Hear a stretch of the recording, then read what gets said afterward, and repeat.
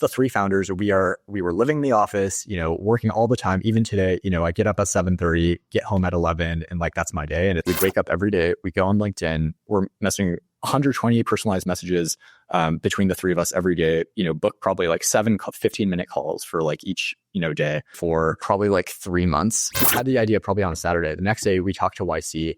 They tell us the idea sucks, but that like, and they also say that they've seen this idea a million times and it never works for anyone. We end up raising a seed round from General Catalyst right before the end of the batch. So, we had like a big LinkedIn post about that where, hey, we raised our seed round in 6 days, $3.2 million, GC led it. And one important thing I'd say is how the investor hears about you is one of the most important things, especially early stage. Advice we got was, do you think the product market fit show has product market fit? Because if you do, then there's something you just have to do. You have to take out your phone. You have to leave the show 5 stars. It lets us reach more founders and it lets us get better guests. Thank you. Well, Marty, welcome to the show, man. Paulo, thank you. Excited to be here. I found you on LinkedIn. Like I tend to find actually quite a few guests these days just through some of your posts. And I pulled up here, I guess this is your most like viral post. And it starts, we used to live in our office. Most people reacted, why would you do that? We reacted, why wouldn't you? So what, and there's a picture there, by the way, if you want to see it, of you guys like sleeping in the office, which I honestly, like, I must admit, I kind of love it. But what was your thinking? Like, why did you set things up that way? Yeah, I think it's funny. Most companies, I feel like, used to start this way. And for some reason, it's gone out of fashion, even though I feel like, if you're with people you really like and you're working on something that's really exciting, like why wouldn't you want to be in that place all the time? And I put a bunch of disclaimers in there. So, it is both my most viral posts and I'll tell you, so, impression counts on LinkedIn and how hard it is to get something to the high hundreds of thousands. That post got 1.2 million impressions. Nice. And so, and it's because one, there were a lot of people who were like, oh my God, this is so novel, even though in startup land, it shouldn't be. And then also a lot of people hated it. So like the best posts, obviously, there's some sort of like, okay, people love it or they really don't like it. And so if you go through the comments of that post, there are a bunch of people who are like, oh, this is, prevents a lot of people from working at Pylon or, is like not a safe environment. But I think that if you actually knew the situation, if you knew the people, if you knew us, that's obviously not how it is. It's actually just a really fun environment where you're just trying to build the future with your friends. And well, it's funny, man, how engagement works. Like I post, a couple times a week, and like it's just no matter what I say, there's somebody out there that's gonna find like the other side and why like actually it's completely wrong. And like every now and then it's actually useful because it's a different way of thinking, and most of the time it's just kind of annoying. Because it's like, listen, it's a LinkedIn post. Like, it's not a book. Like, I can't cover all of the edge cases. You know what I mean? And so, yeah, I think so. We had lived in our office, to start when we were starting the company and we were like pivoting through ideas. So we were essentially in an apartment. Then we upgraded after we raised our seed round into kind of like a bigger loft. And we actually scaled in that loft to up to 10 people. And it got so packed that and first off, like you painted the picture pretty well in the beginning, but Robert, literally one of my co-founders, had a mattress on the floor in like the living room area.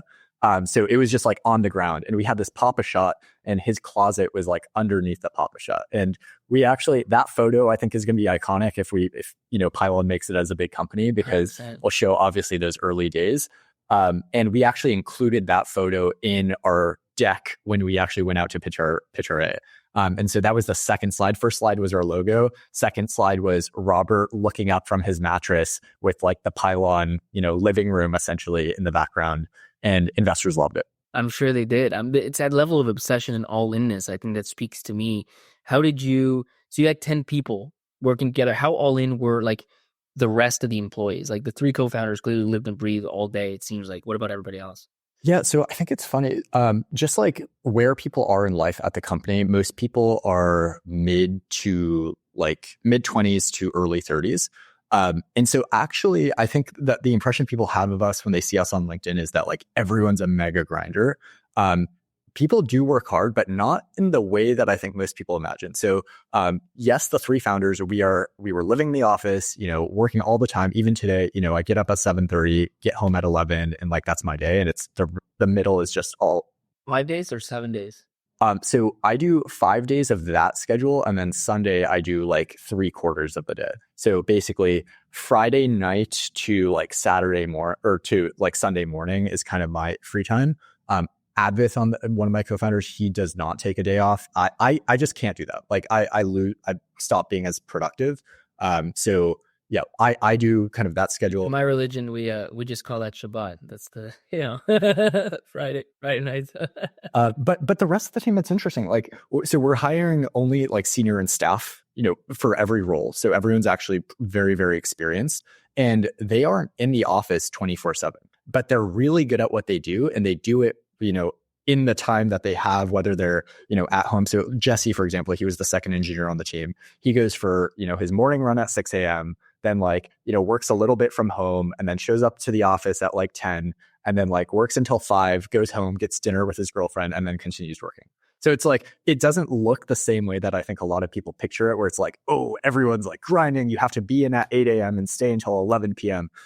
We don't really care about like what it looks like. We just want people to be working really hard. And we do value the in-office time so we can actually work together. But like, the kind of the image that people have of like being in the office all the time is actually like not the case for the rest of the team, as it is for the founders. I think what you want, I mean, I see two things. Like, one of them is it sets the bar. Like, nobody's going to outwork the founder. So that, like, you're basically putting in the max. Like, if you as the founders are working what you're working, that's the most. So if it's 40, like 40 is the peak you're going to get out of anybody. If it's 30, that's the peak, right? And I think the other thing is like, the thing you really want from those early employees, obviously, frankly, like you need a certain amount of hours to get things done, but it's really, you want mind share. Like, that's the thing, at least for me, I remember in those days, like, it's not so much like, hey, when do you get in? When do you get out? It's like, do you come in on Monday with new ideas? Because like, at, off times during the weekend, like you were organically thinking about what we're building and the mission and what you're doing within there. Or do you like clock in, clock out, and, kind of government employee style? Like, as soon as I put my thing down, I'm not thinking about this anymore. And that mind share is really important. I think really gets the wheels spinning a lot faster. Yep. And then another thing I'll mention that is probably very unique to us, and I think allows for like the time that people are in the office to be super productive, is we have there are only 2 scheduled meetings on anyone's calendar. So one of them is design reviews. So Advith and Robert, my 2 co-founders, they lead product and customer success. And so they work with our designer, Wendy, and do maybe it's like twice a week or 3 times a week. They have like a block for design review. Hey, looking at what Wendy's produced and, brainstorming, et cetera. The only reason we have that on the calendar is because otherwise their calendars are filled up with recruiting stuff or, customer calls. And so we just have to like keep the time. But otherwise we have 0 one-on-ones with anyone. Like, no one on the team has a one-on-one scheduled on their calendar. We don't have any like all hands. A lot of the communication is done through, I send out our monthly investor update to the entire team. So everyone sees cash in bank, everyone sees growth rate, everyone sees, like what's going well, what isn't, customer feedback, et cetera. And so the time that people are here, there's like no meetings. If you need something, you just like turn to the person and like go ask them for help, or, try to solve the problem. How many people are you today? We're 20 people today. Do you think that'll scale? Like, or is it just what works today? How do you think about that? Well, the thing is, I think while we're hiring really senior people, it is scaling well because it's more about project management than people management. And also, we don't have a concept yet of levels. And so I think the moment we hire someone, and I know this is going to happen and good people should be thinking about this, but the moment someone comes in and they're like, oh, like, how do I get promoted to the next level versus like just, I think salary discussions can be different than that. The moment it's like, like I need a title and I want that title and like that to be visible, suddenly like the whole company has to change. And then I think that's where, we'll have to start doing one-on-ones and stuff like that. So, I don't know at what stage that will change, but we want to prevent it as much as possible because right now everyone actually just, works on the projects that are most important. They like get shit done. They ask the right people who are right next to them for help. And so that's how we execute really, really fast. I think you're totally right, man. And I think like to the extent that you see, in the world, like startups outperform bigger teams, like sometimes you're like, man, how could a little startup build this product and a big team can't do it? It's not because they're mimicking what the big team does and just doing it with fewer people. It's because they're taking advantage of their strengths. And like those things around levels and all the bureaucracy and the meeting that comes with it, those are costs associated to growing up. They're not the things that get you to grow up. And I think a lot of times kind of people get that confused, founders, but even more so investors, right? Who want to see like startups or companies like look like a bigger company, and they want to see org charts look a certain way. And you're actually like putting in friction where the best thing you could do is take advantage of your 10, 20, 30 people and just do things in a different way. 100%. And right now we have no managers. So it's just you're either a founder or you are a non-founder. So that's what the leveling looks like. And so yeah, we're trying to hold off on, I think the first time we'll start hiring managers is actually probably going to be more for recruiting than anything, is my suspicion. Because like now we're starting to see, okay, the project management, the ICs are the engineers, product designer, everyone's able to work together really well. And there just needs to be some like top level guidance from a product person. So right now, my two co-founders are playing that role. But eventually I think the recruiting piece, especially for example, on the sales side, is going to become like more of a need. And so I think there will be more like management work that's needed there, but more on just like getting more people in the door. So we went on a crazy tangent there. Maybe let's back up. We'll get into all of it. You just came off raising a $17 million Series A from A16. You raised maybe a year before that. You raised a seed from, I think, General Catalyst. You went through YC. So we'll talk about all that. And you did them in like record time. But maybe like high level, like what does Pylon do? And more importantly, like where does the idea come from? How did you get into this startup in the first place? Yeah, 100%. So Pylon is building the first customer support platform built for B2B companies. The simplest way to think about it is we are replacing products like Zendesk, Intercom, Salesforce Service Cloud, but building it specifically for the B2B persona. And what B2B companies need these days, especially in tech, the audience we focus on, are one, the ability to talk to their customers wherever they are. So these days, a lot of startups, instead of doing like email support, they're opening up shared Slack channels, Microsoft Teams channels, Discord communities, WhatsApp chats, etc. And the biggest problem, the initial problem that we actually discovered was that you couldn't do that with the traditional support platforms that existed.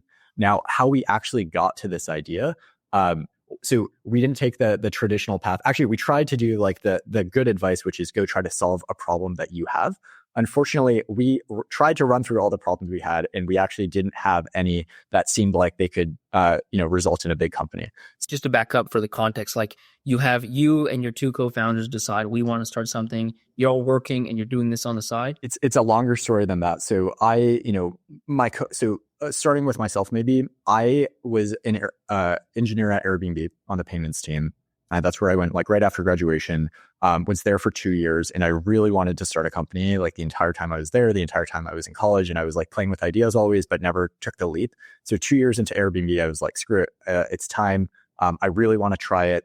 And so I go out on my like first startup journey, and I tried to start this health check product where we were helping people with Parkinson's disease track their symptoms. And so super random. My co-founder at the time, he had early onset Parkinson's. And so we were trying to like solve that problem for him. And, so I worked on that for a whole year, like full time. And once we realized, okay, that idea wasn't going to work out, he wasn't the right co-founder to move on to other ideas with. And so, kind of went and grabbed one of my buddies from Airbnb who was still there full time and said, hey, I have another idea. Like, do you want to do this with me? And so he started off part-time, and my goal was, okay, over time we'll have success and I'll convince him to join. 6 months in, we have some revenue, things are growing, but he's never going to leave. And he's never going to join me full time. And so here I am a year and a half in, and, still like I've gone through 2 sets of co-founders now, 2 different, like completely different ideas, very little progress to show, frankly. And basic question, how are you paying the day-to-day? So the 2 years I spent at Airbnb were very financially lucrative. So even like coming out of school, just like talking about the numbers, right? I was making $125K per year on like base salary. There was like a small signing bonus. There was, equity that was not liquid at the time, but became liquid like 2 years later. So I had, let's say, a couple $100K that I could live off of. And this is me 2 years out of school, no girlfriend, no responsibilities. You can live it up like during that time, because you can spend 125 really easy, but you I guess you played it. Exactly. You were saving, yeah. I was super frugal. And I even like one thing I recommend to people who are thinking about starting a company and they're like, oh, like I'm like nervous about it. One thing that helped me a lot was I just wrote down in a Google Doc. I was like, okay, here's like best case scenario. What happens if I leave? Here's worst case scenario. So worst case scenario is the opportunity cost of like not being at Airbnb for 2 more years and like getting that equity, getting that salary. And so I think I did the math. It's like, okay, I will potentially lose like 300, 400K, which is like a lot, right? That's a huge amount. That's like more money that I was making more money out of school than either of my parents. And so, that's a very big deal for me. And then on the best case scenario, and then also worst case scenario is you lose that money and you make no progress and you just like go back to being an engineer. Like that for me felt like the worst case. And I was like, okay, I like wrote that down. Like I can digest that. That seems fine. Then on the best case scenario, it was like, okay, I build a company and like, I go on that path and I start learning and, things go well. And, obviously that's what I wanted. So it's like, is the worst case scenario that scary for me right now? Turns out it wasn't. And so I had enough runway to survive at least a couple of years, and minimum 2 years, much more. During the like 1 year into it, I actually ended up moving back home to San Diego to live with my parents, because I like wanted to cut burn even more. I was just like, no living costs. It's the pandemic anyway. Like I'm just going to move in with them and work from there. So, plenty of runway. It's very easy to not spend a lot of money, especially if you're at this stage in life. And then even if you aren't, like, I think you can still, it's like, you can live very cheaply. You can. It's just a lot. It's just, as you spend more over time, it's so much easier to spend 10K more than 10K less. It's crazy. But like, yeah, and even me, like I look back sometimes at what I used to spend 5 years ago, 8 years ago, and I'm like, dude, like how did I do it? But yeah, you can do it. I mean, if you really want to start something, it's totally doable. Funny story. So after we got into YC, and we'll get there in a moment.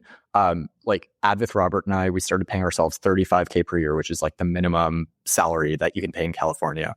And we were making money every month. Like it wasn't like we were like I was paying 1.2K for rent for like a room in a hacker house in the Mission. That was like a bunch of founders. I was paying around like, I think 400 to 500 for food. Like I would go to grocery outlet. It's like discount food. That's like going to expire soon. And the funny thing is I was so healthy because I was like buying all my food, meal prepping, like eating lentils, chicken, broccoli, like every single day. And so I'm super healthy. I'm super high energy. I'm like not spending a lot of money.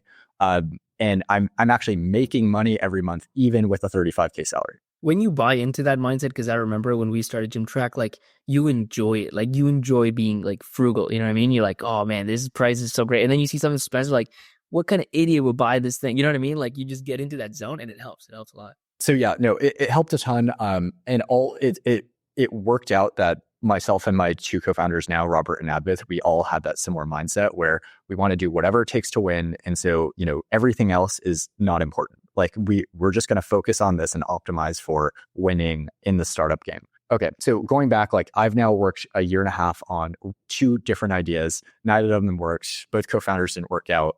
And I had my buddy Advith, who was a former roommate of mine. I had met him through the Kleiner Perkins Fellowship during like a summer internship. And then we had lived together for 3 years after graduation. He was working at Samsara for like 4 years after graduation. I was working at Airbnb. I reached out to him. I was like, hey, are you interested in starting something? And turns out he was already exploring ideas with Robert, our third co-founder. And so they had been like exploring ideas for literally a year beforehand, like while, at their full-time job. And then they have, and at the time when I approached them, I was like, hey, we should work together. They actually said that they thought three cooks in the kitchen was too many. And so they actually rejected me at first. Okay. And they're like, oh, like, I don't know if we're that complimentary. We're all technical. We're all like kind of the same person, just like duplicated. And so I basically had to court them for like 3 months before they actually agreed. Yeah, just the first, like we've had a lot of people come in here be like, I got rejected by this investor, by this VC, this customer, but by co-founders, yeah, this is definitely a first on BMF show. So it's crazy. It was very, I knew because I had gone through like all the different types of co-founders. I'd gone through the co-founder who is like the very experienced co-founder, right? Who like has the business background and like, so that was my co-founder number one, and like older and like different like stage of life. The co-founder number one. Co-founder number two, tried to work with a person who was still at full time at their company and like, wasn't willing to take that like, the full 2 steps out. Right. So I had done both. I made both those mistakes. And honestly, one of my learnings was I was just like, I just want to work with someone who's kind of similar to me, who I'm going to be excited about working on any idea because we're likely going to pivot. And so I want to be able to pivot with the same people and just like work with people who I'm going to enjoy the process with. Ended up basically having that realization, started pursuing Abith and then, eventually Robert as well as I got to know him better. And, probably 3 months in, we finally made a decision to work together, but it was not easy. They in fact had rejected me multiple times. They even at one point had said, hey, we decided to go work with this other third co-founder who was like the business guy. And that business guy basically tried to screw them over on equity. And so it was like, it was like Big business guy move. Yeah. dude, the timeline was literally like, okay, Friday, like let's say I come up to SF because I was in LA. I was during the pandemic, I was kind of bouncing between LA, San Diego, and SF. I come up to SF, I'm like, hey guys, we should work together. They say, no, we're gonna work with this other guy. Then literally the next Monday, they're like, hey, you should like come like co-work with us out of our apartment. And so I come in that day, basically, demoralized, like, okay, I need to find someone else. And then they're like, oh, actually, we're not going to work with him. We should work together. And so it was like very tumultuous, not like linear path. And so I think like, honestly, like finding the right co-founder is super hard. I think at least in my case, the advice I think that YC gives where it's like, you probably already know your co-founders, played out. And so, yeah, definitely not linear. But not like, even though I knew the person I wanted to work with, like it was not that simple. So Starts off with a struggle and a fight. I like it. So yeah, okay. So now how do we, we decide, okay, let's work together. I was like playing around with some like fintech idea. They were playing around with a logistics idea. And so we had to like come together and be like, okay, which idea should we work on? And so we were looking at all dimensions. And one specific thing we looked at was, okay, like what is the TAM of each idea? And so we like literally made a Google sheet, like each tab is just, one tab was the fintech idea. We're like, okay, best case scenario, it looks like if we like knock this out of the park, we're going to make like tens of millions of dollars in revenue. The logistics idea, it's like, okay, we knock this out of the park, it's going to be like it's going to be hundreds of millions in revenue. And then we're like, okay, wait, also like, let's compare this to like a good company, like a company that we know is like really great. And so we looked at Rippling as an example and we're like, oh my God, like their TAM is like orders of magnitude bigger because they just take every person who works and like multiply it times $8 a month. And like, it's literally like tens of billions of dollars. And it's like, holy shit, like that's crazy. And so then we started exploring as well. We're like, okay, let's look at the public companies that exist that are SaaS companies. And I actually don't know if you know this. Do you know how many public SaaS companies there are that are worth over $1 billion? No, not off the top of my head. It's like when we had looked, it was like 76. So it like was not that many. And then we looked at how many companies are worth over $10 billion. It was like under 30. And these are, to be clear, public SaaS companies. And SaaS, like they define it like over 50% of revenue from cloud software that they sell. So it was very, very few. And when we looked at the companies that actually made it to that size, turns out they all almost all of them were like horizontal SaaS companies. And so they had basically picked markets up front and by accident or intentionally that you could sell to effectively any type of company. So think like payroll, IT, sales, marketing, like customer support. Like Salesforce will be like the classical B2B SaaS horizontal company. Yeah. And the other thing we realized is like, no matter what industry you build in, you're always going to, or what market you're building in, you're always going to have competition. So you really want to be like, you could say, oh, like if you build in a very competitive market, like it's going to be hard because there's all this competition, but there's also going to be competition in these smaller markets too. So like you're going to compete no matter what. And so you may as well be competing over the really, really big markets. And the example, once again, let's look at Salesforce, who you just mentioned. How much of the CRM market does Salesforce own? Do you know? No, I would say like what, 20%? I'm just throwing out a number though. No. So that's very close. 24%, I think, last time I checked. So they are a $300 billion company, like biggest SaaS company in the world. And they only own 24% of their market. Like that's mind blowing, right? So like they are like a niche. Just HubSpot started, like it was way later. Like, and then from then there's been a bunch of others. It's true. Like you can always slice and dice these massive markets in different ways. And as long as you have some angle, whether it's on go-to-market or on product, there's an opportunity. Right, exactly. So we basically said, okay, if first off, like our goal was to build a really big, fast growing company. And so the really big part, it was important for us to then go after the really big horizontal categories, because we thought that's like, looks like based on like what has happened historically, like the companies that actually make it, it's really hard to get to $1 billion in revenue. That's like insanely hard. They're like, and you will just get capped somewhere no matter what, but it seems less likely if you build in a massive market where your initial product can be really, really big. So, we kind of decided, okay, let's only work on B2B ideas. We skip consumer because we're like, it feels too random, too hard. B2B in a horizontal SaaS category. And like, let's find something there. And then the other piece of like, the company we wanted to build, we wanted it to be very fast growing. And we thought the fastest growing companies are the ones who solve like new problems on some sort of emerging trend. So like the great example of this is like crypto. If you build like a crypto wallet and like, crypto is small today, but like it could one day be all of money, then it's like, you kind of capture the market early and then grow with it as it expands. So we were looking for some sort of trend within a horizontal SaaS category. Now, the way we went about trying to find that trend was very methodical. We basically said, okay, if we're looking for trends, maybe there are like new job titles that didn't exist before that are starting to pop up that like could be an indicator of like new business workflows, or like something new is happening because there's a new title and new person. So we specifically were looking at post-sales roles like support engineers, customer success managers. Like we were looking at all of those different like new role types, and we were messaging those people on LinkedIn, just asking for 15 minutes of time to just like interview them. So Robert, Advith, and I, we'd wake up every day, we go on LinkedIn. We bought Sales Navigator, so you could message, I think at the max it was like 40 people per day. So we're messaging 120 personalized messages between the three of us every day, book probably like 7 15-minute calls for like each, day. And we're just asking, what do you care about? What do you do? Like, what does your boss care about? What metrics are you measured on? What tools do you use? How do you operate? And your message, by the way, to them was like, hey, I'm a founder exploring the space. Like, would love 50 minutes of your time to ask questions. Literally that sort of thing. It's just that. Yeah. We're founders who are pivoting. Like, you have 15 minutes to tell us about like what CSMs do.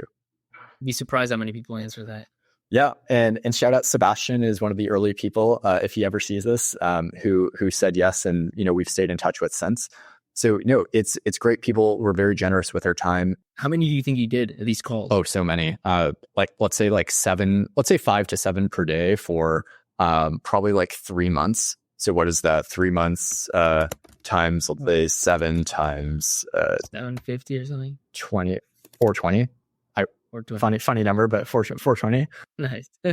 I mean, probably less than that, because that's probably max. But it's basically our days were filled with, okay, we, start the morning trying to book meetings. Essentially, we hop on these 15-minute calls, and then between calls, it's just like a lot of thinking, exploration, potentially making mock-ups. And so that's kind of the process we were going through. Did you change your questions over time as those months went by and you learned more and more things?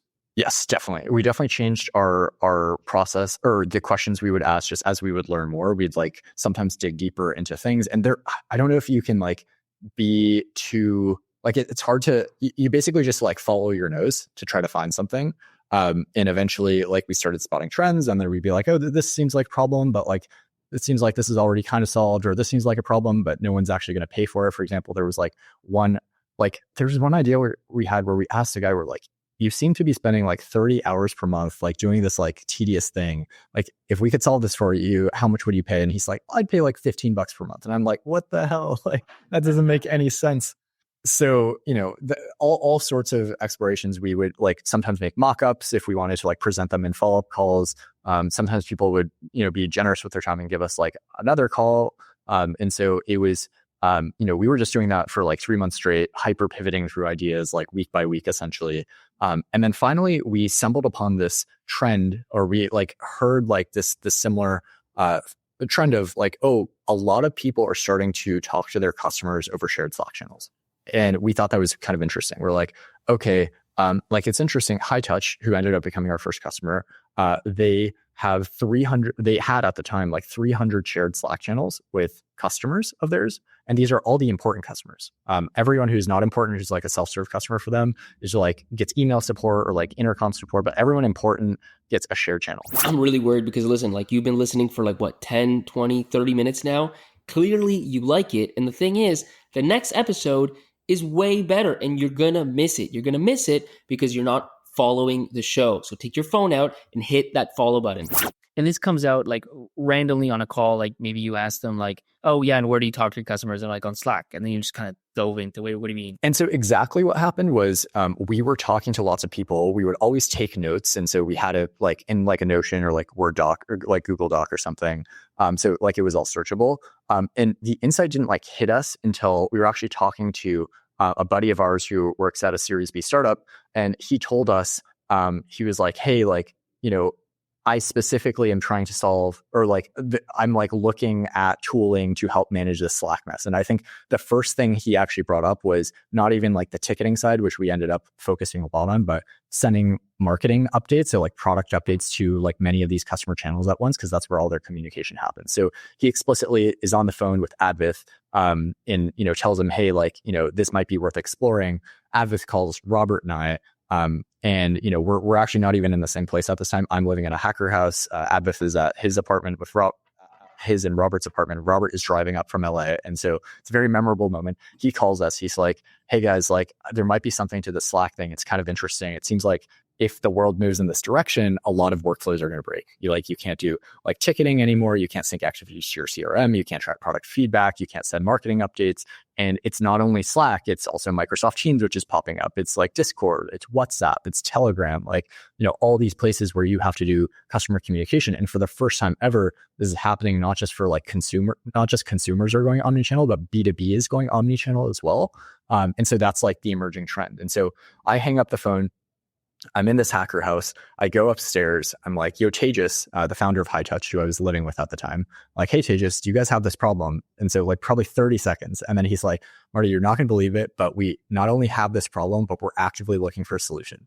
And so like it was like that magical. So like I go upstairs, like go ask my roommate who, I'm living in the Mission at this hacker house called Mission Control, like 10 mostly founders living there. Go up, ask him, do you have this problem? Boom. Like, he's like, yes, we do have this problem.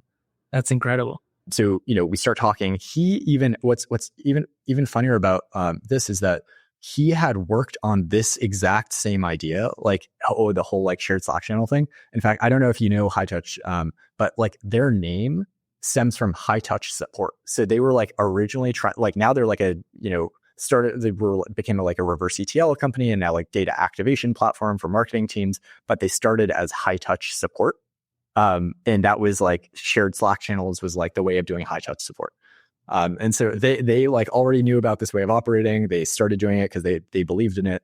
And then, now, I don't know, maybe a year or two later, they're like looking for tools that can solve that problem for them that they worked on like a long time ago.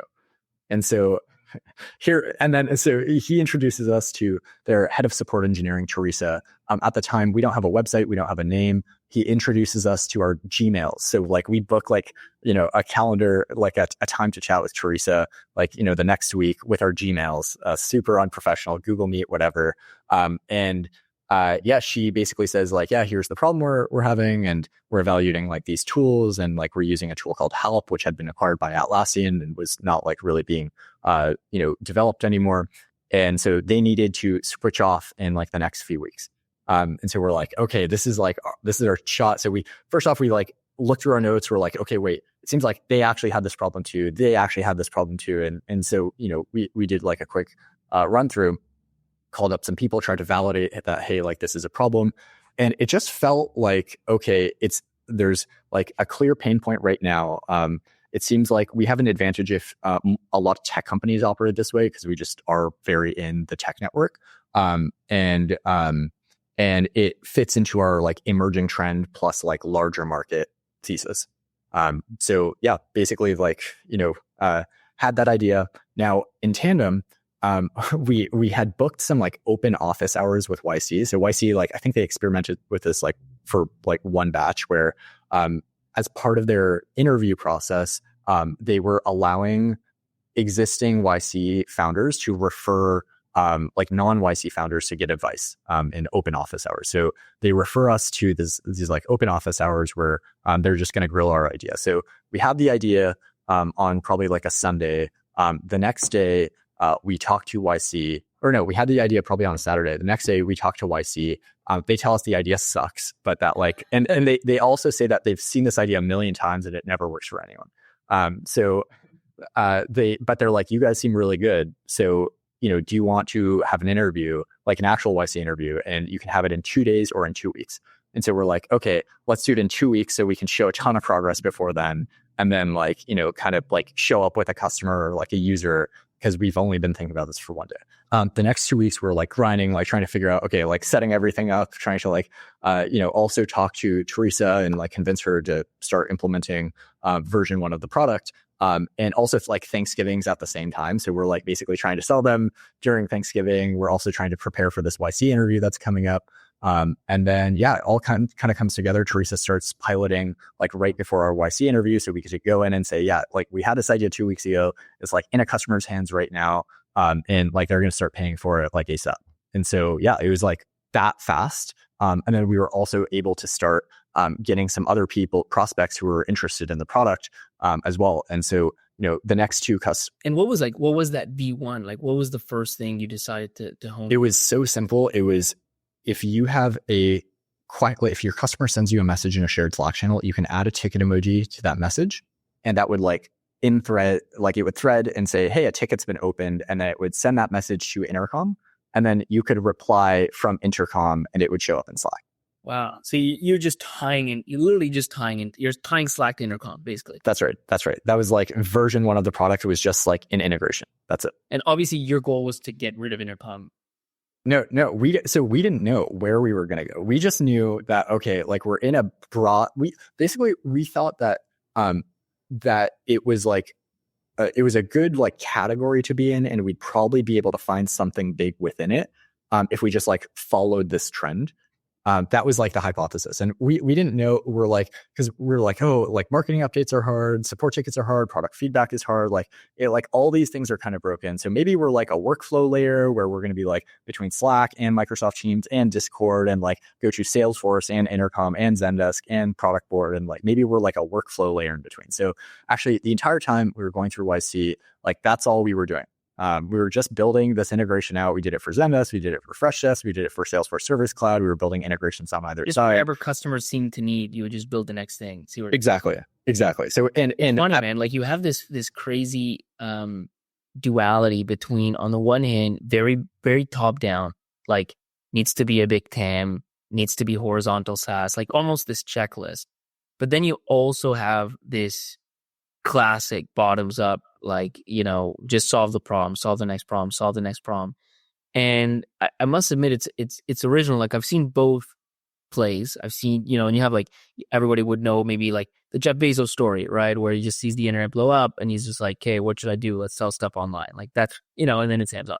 And then everybody knows the bottoms up, like take a Shopify, it's like, I want to sell snowboards, happens to build a website. And then people are like, hey, what's this platform? And it's Shopify. So like both of those exist and both of them can work, but you had kind of both. And I find it's unique, and it also makes a lot of sense, because what you end up with a checklist that means that you're not just going to climb up any sort of mountain, but you also allow yourself to realize that you're also not going to know what the end state is until you get in and you just start trying things. So you kind of have the best of both worlds. And I must admit, it's both refreshing and kind of like logical. Actually, surprised I haven't seen it before. I think you're totally right. And so a lot of things still had to happen to for this to work out. In fact, as far as we know, and we tried counting, we are the 13th company to start from the same starting point. There are 12 other companies who have started with add a ticket emoji to a message in a Slack channel, send it to Intercom or Zendesk. At least 12 that we know.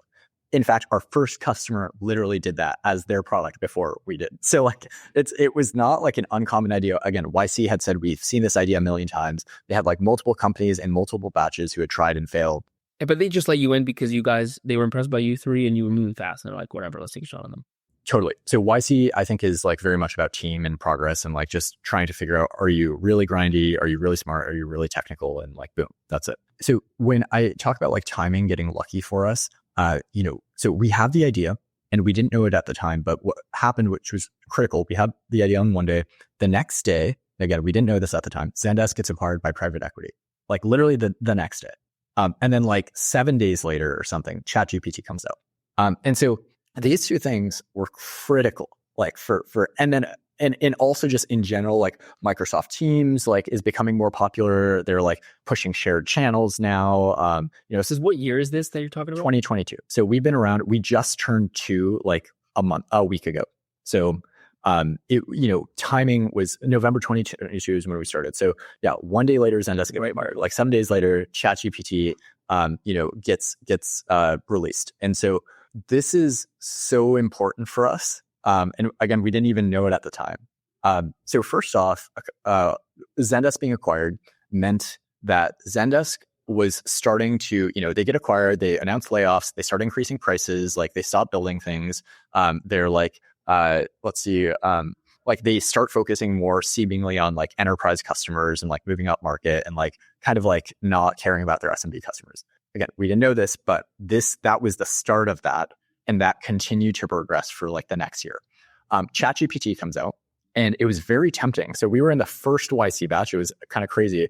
The first YC batch after ChatGPT is coming out. So the most common idea, there's always like the most common idea at the time based on like market stuff was ChatGPT for customer support. So like everyone's doing like AI. Everybody's, how many companies probably just pivoted, whatever they had, just threw it out? Totally. So there were at least like 10 companies in our batch who were doing just that. And it was funny because people would look at us and they're like, why are you doing this like Slack app thing? Like it's so down, right? You could be like automating customer support teams. And like, instead you're like helping them like convert Slack messages into like intercom, like what the fuck? And so like, I wouldn't say we were the laughing stock, but it was definitely like, people were like, well, you're kind of off trend. Yeah, you're like you're not going where the puck is going, sort of thing. Right. And they also thought, they're like, why don't you just do AI support? Like it's just better. Like it's just a better idea. And we did have like a thought here, which was the AI support companies were getting revenue really fast. But one challenge we foresaw was, hey, if you are like, these platforms probably are going to be able to build AI very easily into their product, or at least like what these like add-ons that people were building. So if you want like just an AI support bot and it's just like a call to GPT, like that's probably not that hard.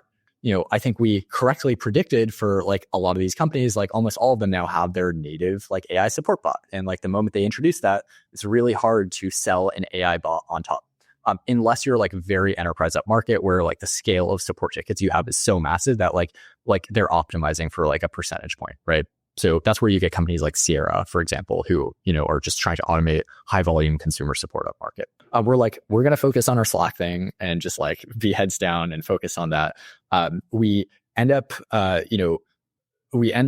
raising a seed round from General Catalyst right before the end of the batch. So, we had like a big LinkedIn post about that where, hey, we raised our seed round in 6 days, $3.2 million, GC led it. We compiled all the advice we could from all the founders that we knew on how to fundraise well. Basically, it's like a social game where like people are like asking each other, they're like, oh, are they good? Like, oh, like it's important who you get the intro from. Like you have to like seem like you're available, but not too available. And so, we basically we booked, it was like 40 to 60 meetings with investors in 1 week. And so, we came into that week and we're like, okay, hopefully in like the next week or like 2 weeks, like we're just going to like go through as many people as possible. We're going to play like the social signals game. We're going to tell our friends to tell investors to come to us. And like, we did that whole like, social situation. And so you got, first of all, you did a lot of meetings, you packed them tight, you got warm intros to them. And on top of that, you went to others and said like, hey, tell this investor they should be looking at us, just to kind of get that FOMO momentum ball rolling. Totally. And one important thing I'd say is how the investor hears about you is one of the most important things, especially early stage. So when you say warm intro, it was even different than that. So what we did and the advice we got was have your founder friends go to the investors they know and say, hey, are you looking at Pylon yet? Like, I'm buddies with the founder. They're really good. Like, if you're not talking to them already, like, let me know and like I can like get you in. And so like basically that was the message they were receiving instead of, hey, like Pylon wants to talk to you. Right. Pylon's raising, they ask for an intro, like, do you want to meet them? Yeah. Exactly. So we just started pounding the investors we wanted to talk to. We're just like it's like 5 founders are telling them like, are you looking at Pylon? They're in the current YC batch. Like they're really good, blah, blah, blah. And because seed rounds are so, still team-based rather than like product or market, et cetera, that I think was super important for us to have a fast round. And our eventual investors, so Zach Kukoff, who used to be at GC, he was like the main guy involved, Tamana from GC, who's still there, Nico, and then Andrea is our current partner there. Basically, they all got involved. So Wednesday was our first meeting with GC. Friday, and that was a 30-minute Zoom call probably. Friday, they invite us into a like mini partner meeting at Seed. It's like not that big for GC. So, they have one partner there. So they invite us in. And so we meet Nico for the first time. And then Saturday, Zach invites us to his apartment rooftop. And so we like have like a social like morning there and are like talking. And then by Saturday night, he's like, hey, like we should get sushi tonight. So like that's when we knew, okay, like this is probably going to happen. So it was basically like a Monday to that Saturday, we get like the offer of, the initial offer, which we ended up negotiating a little bit. And then, officially ended up like saying yes, like the next week. And the round was like 3 million? It was 3.2 million total. And GC did, I think, 2.2 million of it. So 3 million in 6 days, not bad. $500,000 a day, that's good. Exactly, yeah. And the funny thing is people don't realize this, but like it's very hard to stop the money from coming in once it starts coming. Like the moment the lead's there, everyone wants to put in money. Like and if you've set it up the right way, where you had so many meetings so tight, like 100%. And I think a lot of the times, like it's kind of one of those things where if you put in a lot of effort up front, like more than you probably should in quotation marks, you end up doing it so much faster than if you kind of try to do it casually. Like, I just don't want to spend so much time fundraising. You just spend more time, and then the momentum, like if you suck momentum and FOMO out, everything will just drag, right? But if you have like crazy FOMO momentum, then you just force people to make a decision really quickly. You get no's quick, but you get yeses so quick too. And then, like you said, once you get that lead, if you're in that situation, you're going to get oversubscribed. 100%. Yeah. So that's exactly what happened to us. And yeah, if I could give like any advice on raising, it would be like how investors hear about you is super critical. That's like probably the most important thing. And then the other like common mistake I think people make is they will accept intros to investors from other investors. And I learned this from YC. That's like a big no-no. So for example, let's say I talk to an angel investor and they're like, oh, like this isn't my this isn't my type of company, but like I can intro you to blah. That's super bad signal if they do that. Because that fund will be like, hey, why aren't you investing? And like, they better have a really good reason, because if you're seed, it's probably like a team bet, right? And so it's, there's something wrong with you. And so you can't even accept, like, you have to be careful, like how people hear about you and from who and in what context. So it sounds like, obviously if you hear this, it kind of sounds a little like, you can't really believe that it works this way. But the reality is this: nobody really knows at Seed. Like, honestly, nobody really knows. And so signaling becomes so, maybe more important than it should be, but it becomes so important. So I think getting all these things right can be the difference between raising or not, and certainly between raising fast and taking like months to close a seed round.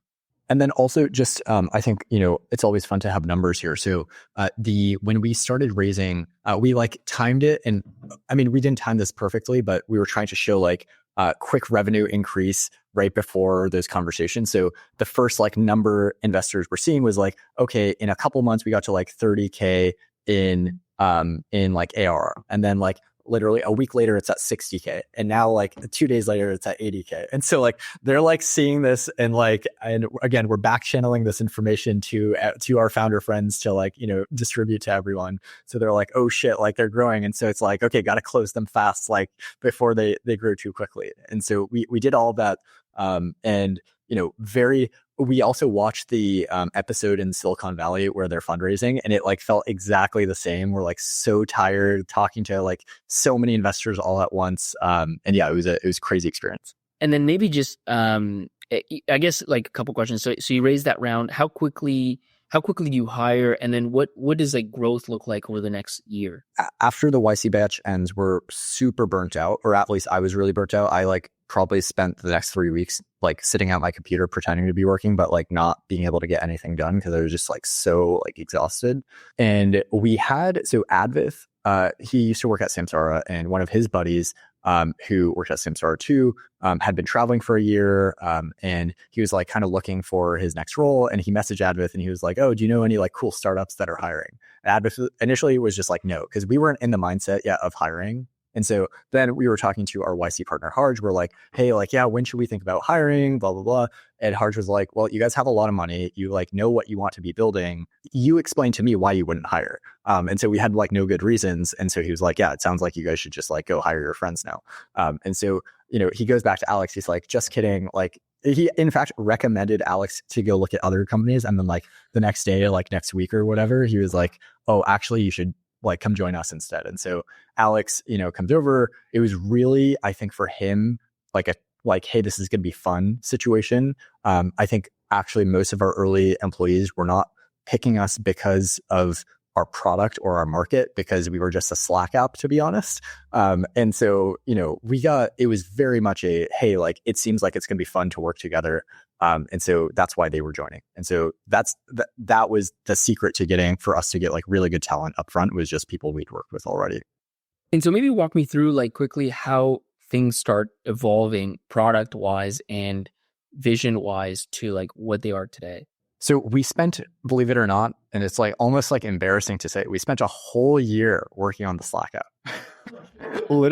So we've been around for 2 years. Half of that time was working on our like Zendesk intercom, like Slack integration. People, and we're charging like $10K for the app. Like, you know, it's like we're making revenue. In fact, by the end of our YC batch, we were at $120K in ARR.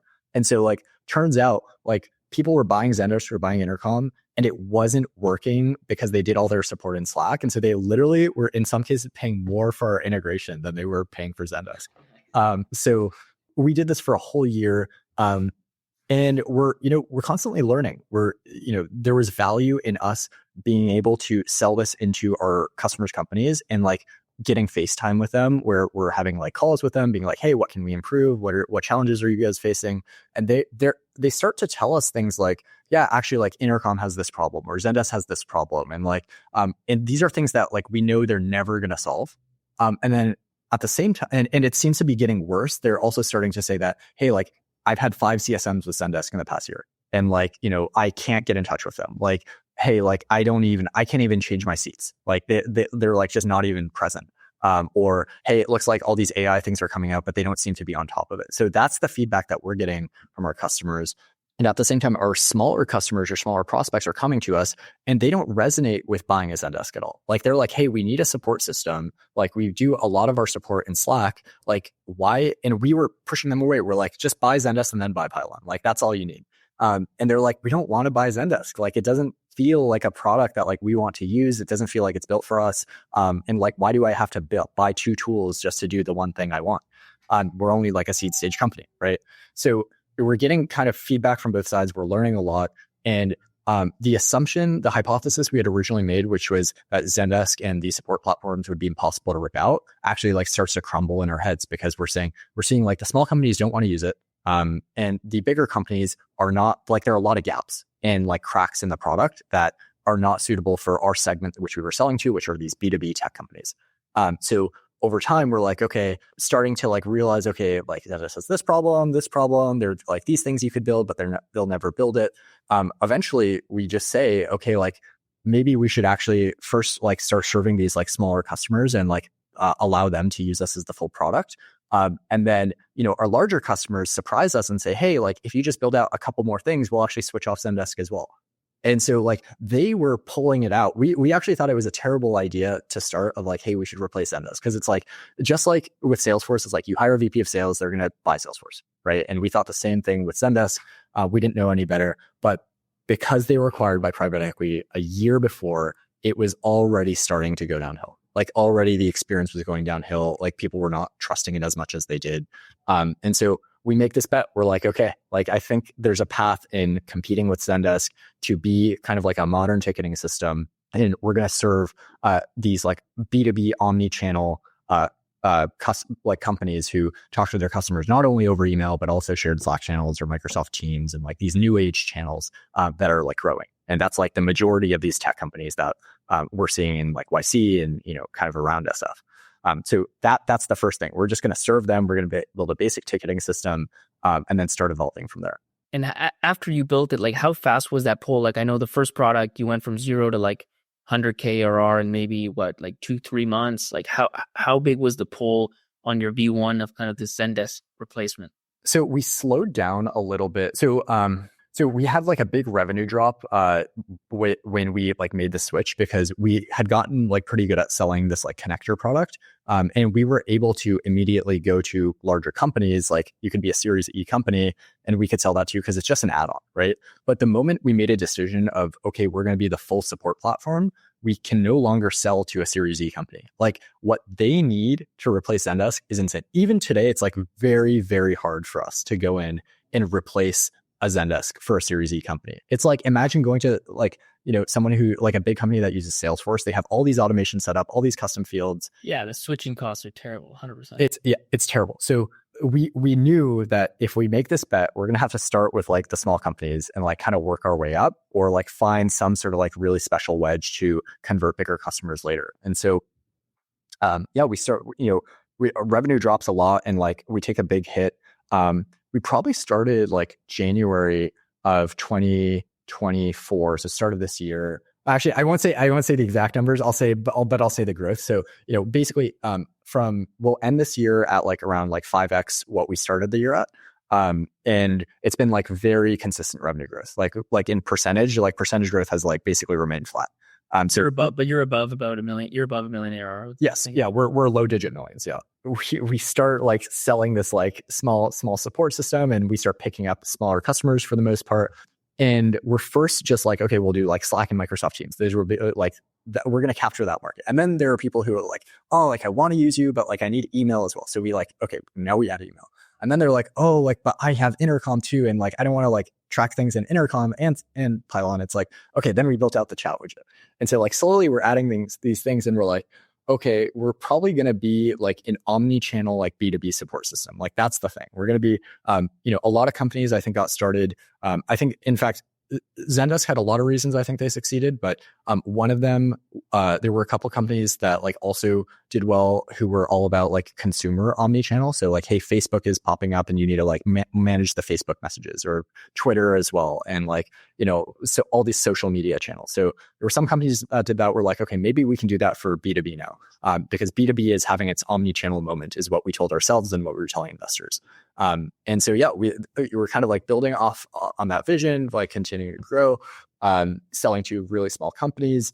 And yeah, we're like starting to hire more people. And pretty quickly, I think like in May of this year, or I don't remember exactly when, we're closing like year-long upfront contract deals. So we're actually like cash flow positive. We're like super lean. And so like, like literally just a little over a year in, we're like making money, and, staying super lean, super like nimble, and constantly also still thinking, okay, how do we make this like that's the $1 billion revenue company we want, so that we can eventually go public, because that's the end goal. So remember, still like really big, we want to become a really big company really fast. And so we're kind of like always questioning, okay, are we on that right path? Will this be like a big enough market? Will, all those things are like constantly like keeping us up at night. Omni-channel support system, we're doing it, we're moving. And we start to also now have like more insights that, and one thing that was confusing to us, so we were selling to a lot of customer success personas versus support personas. And that was like an interesting thing for us. And it's because in B2B, especially early stage, you're typically hiring like customer success managers before you have anyone who does support. And the CSM kind of like owns all of post-sales customer communication.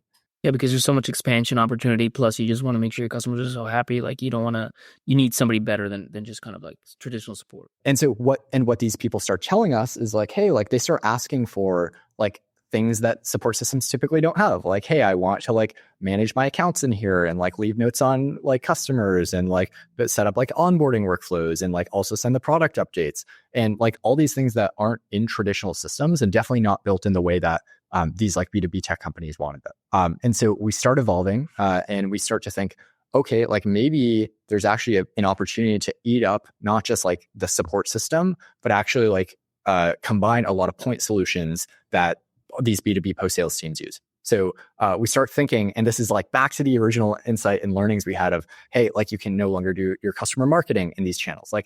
Like High Touch before us, they were going into every one of their customer Slack channels, copy pasting the same message into everyone, like hundreds of messages if they want to send out a product update. Like it's crazy. So it's like, okay, there's the ticketing side, there's like the marketing side, there's like product feedback tracking, there's CRM activity sync and like general account management. And all of these things start like clicking for us where it's like, okay, actually, maybe this has always been like more than just support. In fact, like success personas keep buying us, not support. And maybe like, there's like a new type of product that we're actually building into here. And so we're actually probably consolidating a lot of different use cases, a lot of different platforms that people buy separately into one tool: marketing, customer marketing, support, success, like some like product management stuff, and all into one tool. And so like that's what we started evolving into. That's like where we're going. And then the last piece I'll say is like, we held off from AI for a long time, but now that we have the platform built with all the like the data, the workflows, we have views, like all these, like everything you would want from like the core platform built out. Now we're starting to layer in AI like in every part of the product. And like that alone, that is becoming a massive differentiator for us. And then like this long-term vision of building out like all the point solutions is the other thing. So we're kind of doing both at once. And it's really resonating with people. So maybe just to wrap it up, like the last story I'd love to hear is actually the one that this is how I found you, which is the $17 million Series A in 14 days from none other than A16, which is probably one of the most, them and I would say like Sequoia, some of the most coveted VCs to get on your cap table. So how did you make that happen? We were not looking to fundraise. As I mentioned in the like a moment ago, we were already cash flow positive. And so we did not need the money. We weren't thinking about raising money. We like had spent at this point, we had raised like 3.3 total with like YC's initial check. And we had like 3.1 in the bank. So it's like, what are we going to raise money for? It doesn't even make sense. And so, but we were sending our like monthly investor updates, and we had included some people that, who were angel investors. And that includes, our growth, like what we're thinking about. So every month at the end of the month, we're sending this. And one of the angels who works at a fund was, really bullish on us. And they come to our office and, kind of say, hey, like, I know you're probably not thinking about raising right now, like, but, we should start a conversation. What would it take to get involved? And so they kind of kickstart that process in our brain. And, the questions going through our head are like, okay, one, we don't want to get distracted by this, but also at the same time, if there's someone who's interested right now, should we take advantage of it? And if so, how? So we basically asked ourselves, are we going to get a better offer than what we could get right now if we wait like 3 months or 4 months? The answer was no, because realistically, we could probably just get a good offer right now. And then two, there's also risk that something else happens in between that time where suddenly we're not as appealing for some reason. And so, that was our thought process. And so we said, okay, we should take advantage of the opportunity that's in front of us. And so we, once again, we kind of let other people do the work for us. So, there are other investor friends, founder friends who we start signaling to of someone seems to be interested in Pylon, blah, blah, blah. And so people come to us again. And then in Andreessen's case, we had known Jennifer for quite a while in a social context. So that Kleiner Perkins Fellowship that Advith and I met in, I knew her through that, and Robert had done the fellowship with her the year before Advith and I. And so we kind of had known each other, not super well, but well enough that, and we had bumped into each other in a couple different meetups. And so, we also engage her, start the conversation. And For us, like, things just started really clicking. Honestly, all the funds were really great is the hard thing. So, we had great offers on the table, but yeah, basically there was this very quick process. People liked the vision. They liked the team was super grindy. So like back to that like image of us like sleeping in the office, they like that the market's big, that they like that the incumbent is weak. And they like just like everything is aligned. And it's like basically all like, but there was probably like, there was not much time put into the deck, not much, like no data room really. Like you just kind of went. There was, we prepared the deck the night before. And I practiced in the morning and my co-founders were like, is this like all we have? They're like, do we have like, this could have been a lot better. But so, and it was very much storytelling. I literally had slides with like images and like 3 bullet points on each. And it was kind of just going through the story and exactly what I told you. Hey, like, we, here's the team, here's how we met. We want to build a really big, fast growing company. We thought big market, emerging trend.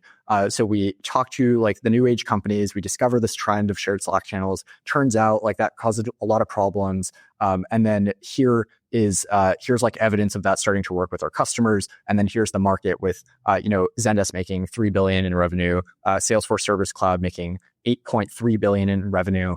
All these companies, and this is the market that we can now capture. So we just told that story, and it really resonated. It was very conversational. We had like 3 partner meetings in one day. It was very much once again Silicon Valley, like out of the movie, taking us out to omakase, taking us out for steaks, like talking to all the good firms, and like literally having like late night. I actually remember. So I'll share this detail. This will be fun.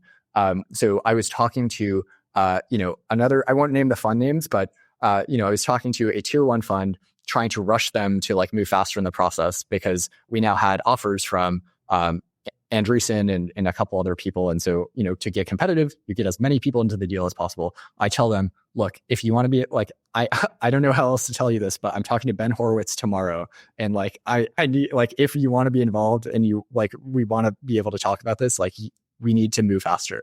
And so that's like the time we were playing that game as best as we could. And so there, 14 days after the start, we end up getting the term sheet, closing the round, and then and that was $17 million. So now, with our basically $3 million that we have left from everything else, we have $20 million in the bank, and like still don't know how to use it. You got $20 million in the bank, and you don't know how to use it. Love it, dude. Well, listen, Marty, it's been great, man. We're gonna stop it there. Clearly, things are off to the races. I think you've built a great team, a great culture, and you're playing the game. And like, I think that's the thing. Like, at the end of the day, if you're going to be a startup tech founder, like you're probably going to need capital, and there are things that work and things that don't. And if you try to swim against the current, it's just going to be a lot harder. So I think you're doing all those things right. Thanks for sharing the story here, man. It's been awesome. Thank you so much. Wow, what an episode. You're probably in awe. You're in absolute shock. You're like, that helped me so much. So guess what? Now it's your turn to help someone else. Share the episode in the WhatsApp group you have with founders. Share it on that Slack channel. Send it to your founder friends and help them out. Trust me, they will love you for it.